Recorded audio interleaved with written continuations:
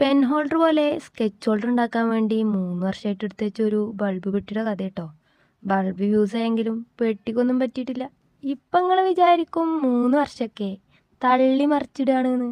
സത്യടോ, അന്ധകാലത്ത് ഉണ്ടാക്കാൻ വേണ്ടി എടുത്ത് വെച്ചാണ്. നമ്മൾ പണ്ടേ ലേറ്റായി വന്നാലും ലേറ്റസ്റ്റ് ആയിട്ടേ വരുള്ളൂ. എൻ്റെ വീട്ടിലെ എന്തെങ്കിലും സ്പെഷ്യൽ ഉണ്ടാക്കിയാലേ അമ്മ ചോദിക്കും എന്നോട്, വേണോ വേണോ വേണോന്ന്. ഞാൻ പറയും വേണ്ട വേണ്ട വേണ്ടാന്ന്.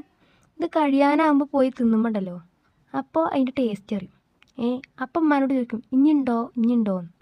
അപ്പം അമ്മ നമ്മളെ കല്യാണരാമനിലെ ഇന്നസെൻ്റ് ഏട്ടൻ പറയില്ലേ, അന്ത പോലത്തെ ഒരു ഡയലോഗാണ്. ചേട്ടാ കുറച്ച് ചോറിട്ടെ. വേണ്ട. ലേശം മോരൊഴിച്ച് കഴിക്കാനായിട്ട് വേണ്ടെന്ന്. ഇത്തിരി തൈര് ഒഴിച്ചെന്ന്. എടോ തന്നോടല്ലേ പറഞ്ഞു വേണ്ടെന്ന്. എവിടുന്ന് വന്നുണ്ട് ഈ പന്നി?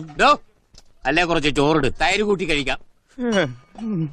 എടോ തന്നോട് ഞാൻ 16 പ്രാവശ്യം ചോറിട്ടെന്ന് ചോദിച്ചതല്ലേ? ചോറൊന്നും തന്നെയല്ലേ ഞാൻ പറഞ്ഞത്? അക്ഷരം മാറിയൊന്നുമില്ലല്ലോ. എന്നെ പോലെ ആരെങ്കിലും ഉണ്ടെങ്കിൽ കമന്റ് ബോക്സിൽ കമന്റ് ഇട്ടോ.